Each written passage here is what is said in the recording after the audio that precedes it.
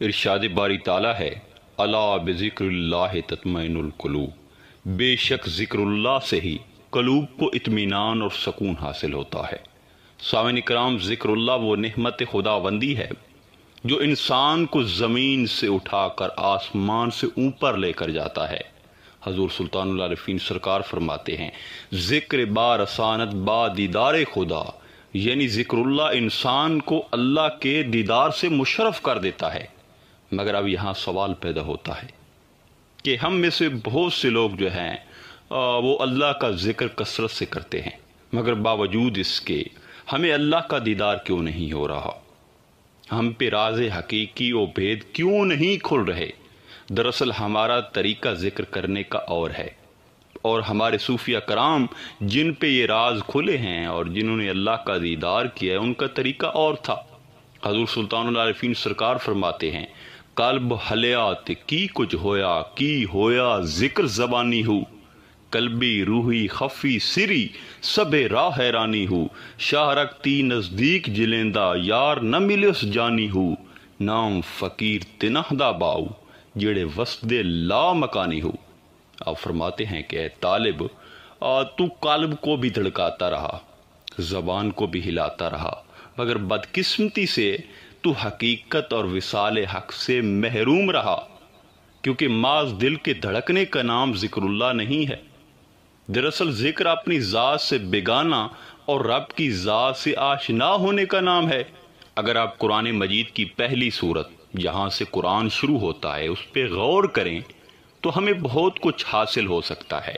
سامعین کرام، سورت فاتحہ الحمدللہ رب العالمین میں اس بات کا ذکر ہے کہ تمام تعریفیں اللہ کے لیے ہیں، مگر یہ ذکر نہیں ہے کہ تعریف کرنے والا کون ہے، کس نے تعریف کی ہے۔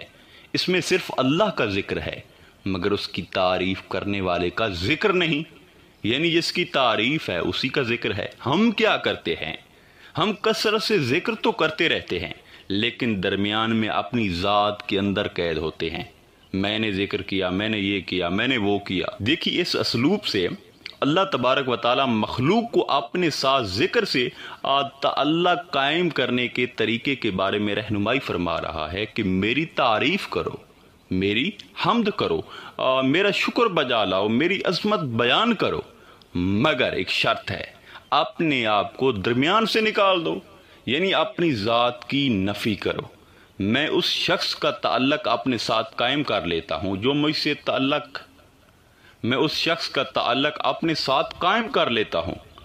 سے تعلق قائم کرتے ہوئے خود کو درمیان سے نکال دیتا ہے۔ جو بندہ اپنی موجودگی کا احساس پیدا کرتا ہے کہ اے اللہ میں تیری تعریف کرتا ہوں، تو اللہ تعالیٰ اس سے تعلق قائم نہیں فرماتا، اس کو اپنا دیدار عطا نہیں کرتا۔ وہ فرماتا ہے کہ یہ بندہ بھی خود سے نہیں نکلا، یعنی میں سے نہیں نکلا تو مجھ سے کیسے یہ ملے گا، مجھے یہ کیسے دیکھ سکے گا؟ بس جب تک ہمارے اندر میں میں ہے، یعنی اپنی ذات کی موجودگی کا احساس ہے اور اپنا دھیان ہے، اس وقت تک وہ نہیں ملتا۔ ذکر کی پہلی شرط بھی یہی ہے کہ اپنے آپ کی نفی کر دو۔ جیسا کہ رابعہ وسری رحمت اللہ علیہ سے پوچھا گیا نفس و شیطان اور دنیا کے بارے میں کہ آپ کا ان کے متعلق کیا خیال ہے، تو آپ نے جواب دیا کہ میں توحید فنا فی اللہ میں، اللہ کے ذکر میں اس قدر غرق ہوں کہ مجھے نفس کی خبر ہی نہیں اور نہ ہی مجھے شیطان اور دنیا کی خبر ہے۔ حضور سلطان العارفین سرکار فرماتے ہیں کہ باہو در ہو گم شدہ گم نام راک یافتہ، ہم صحبت با مصطفیٰ در نور فی اللہ ساختہ۔ باہو تو ہو میں گم ہو گیا ہے، ایسے گمنام کو بھلا کیسے پایا جا سکتا ہے؟ اور یوں نور ذات الہی میں خود کو گم کر کے میں مصطفیٰ علیہ السلام کا ہم مجلس ہو گیا ہوں۔ سامعین کرام، ایک مرتبہ مولا کائنات مولا علی ایک جنگ میں تیر لگنے سے زخمی ہوئے۔ چونکہ ان کی ہڈی میں تیر جو ہے وہ نصب ہو چکا تھا، اسے باہر نکالنے کی بڑی کوشش کی گئی اور کہا گیا کہ جب تک چمڑے اور گوشت کو جدا کر کے ہڈی کو توڑ نہ دیا جائے تو یہ تیر نہیں نکل سکتا۔ بزرگوں اور آپ کے فرزندوں نے کہا کہ اگر ایسا ہے تو صبر کرنا چاہیے کہ نماز کا وقت آ جائے۔ ہم ان کو نماز کی حالت میں ایسے پاتے ہیں گویا اس دنیا سے وہ چلے گئے ہیں جیسا۔ صبر کیا گیا یہاں تک کہ آپ فرائض اور سنتوں سے فارغ ہو کر نوافل و فضائل میں داخل ہوئے۔ طبیب نے آ کر آپ کے پیر مبارک سے گوشت کاٹ کر ہڈی کو توڑ دیا اور تیر کو باہر نکالا، اور مولا علی نماز کی حالت میں رہے۔ جب نماز کے سلام سے فارغ ہوئے تو کہا میرا درد آسان تر ہو گیا ہے۔ کہا گیا کہ ایسا کیا گیا اور آپ بے خبر رہے۔ انہوں نے کہا کہ جب میں خدا کی مناجات میں مشغول ہوتا ہوں، اس کی عبادت میں مشغول ہوتا ہوں، تو اس وقت اگر دنیا تہو بالا ہو جائے یا مجھ پر تیر اور نیزے چلائے جائیں، تب بھی میں مناجات کی لذت کی وجہ سے بدن کے درد کو محسوس نہیں کرتا ہوں۔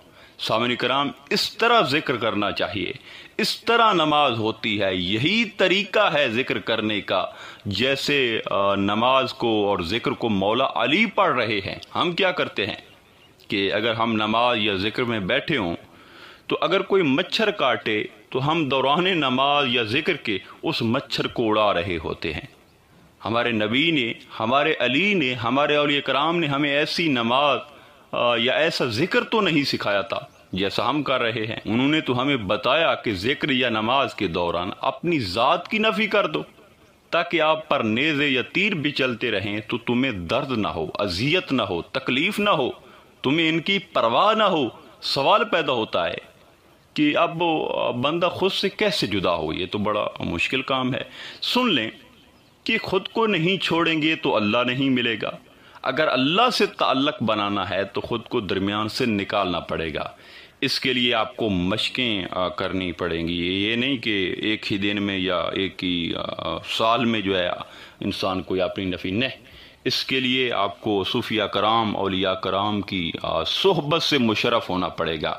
ان کی مجلس میں آپ کو بیٹھنا جو ہے نا وہ پڑے گا۔ وہ آپ کو گر سکھائیں گے کہ اپنی ذات کی نفی کیسے کی جاتی ہے، کیونکہ اپنی ذات کی نفی کے علاوہ کام نہیں چلتا، اور ذکر جو ہے وہ معراج اور دیدار کا ذریعہ نہیں بنتا۔ اس لیے کہ جب بندہ خود کو درمیان میں رکھتا ہے تو اس کے اپنے جو ہے گورکھ دھندے آڑے آ جاتے ہیں۔ اس صورت میں اس نے اللہ سے تعلق کیسے جوڑنا ہے؟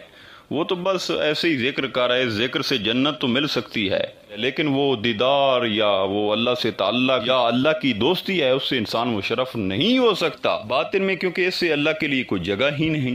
اس لیے اللہ تعالیٰ نے پہلا سبق دیا کہ یا تو میری نعمتوں سے جنت سے تعلق بنا لو یا مجھ سے تعلق بنا لو۔